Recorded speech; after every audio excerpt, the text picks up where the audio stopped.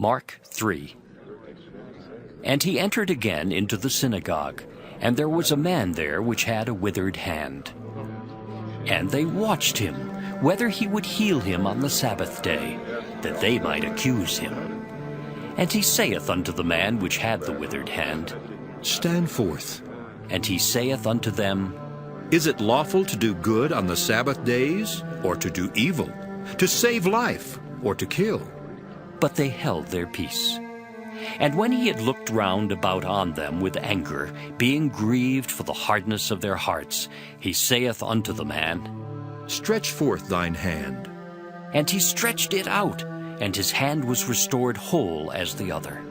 And the Pharisees went forth, and straightway took counsel with the Herodians against him, how they might destroy him. But Jesus withdrew himself with his disciples to the sea.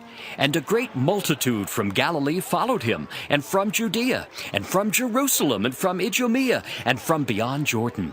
And they about Tyre and Sidon, a great multitude, when they had heard what great things he did, came unto him. And he spake to his disciples that a small ship should wait on him because of the multitude, lest they should throng him. For he had healed many, insomuch that they pressed upon him for to touch him, as many as had plagues. And unclean spirits, when they saw him, fell down before him and cried, saying, Thou art the Son of God! And he straitly charged them that they should not make him known. And he goeth up into a mountain, and calleth unto him whom he would, and they came unto him. And he ordained 12, that they should be with him, and that he might send them forth to preach, and to have power to heal sicknesses, and to cast out devils.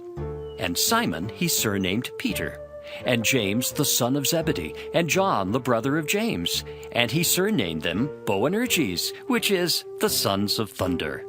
And Andrew and Philip, and Bartholomew and Matthew, and Thomas and James the son of Alphaeus, and Thaddeus, and Simon the Canaanite, and Judas Iscariot, which also betrayed him. And they went into an house.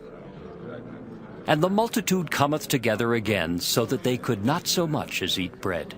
And when his friends heard of it, they went out to lay hold on him, for they said, He is beside himself. And the scribes which came down from Jerusalem said, He hath Beelzebub, and by the prince of the devils casteth he out devils.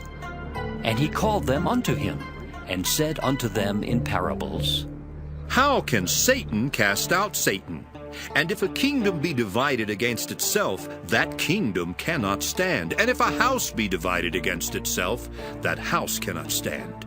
And if Satan rise up against himself, and be divided, he cannot stand, but hath an end. No man can enter into a strong man's house and spoil his goods, except he will first bind the strong man, and then he will spoil his house. Verily I say unto you, all sins shall be forgiven unto the sons of men, and blasphemies wherewith soever they shall blaspheme. But he that shall blaspheme against the Holy Ghost hath never forgiveness, but is in danger of eternal damnation. Because they said, He hath an unclean spirit. There came then his brethren and his mother, and standing without sent unto him, calling him. And the multitude sat about him. And they said unto him, Behold, thy mother and thy brethren without seek for thee.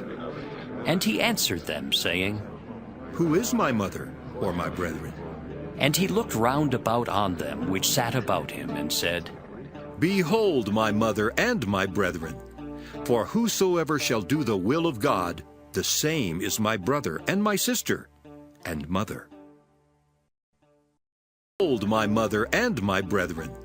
For whosoever shall do the will of God, the same is my brother and my sister and mother.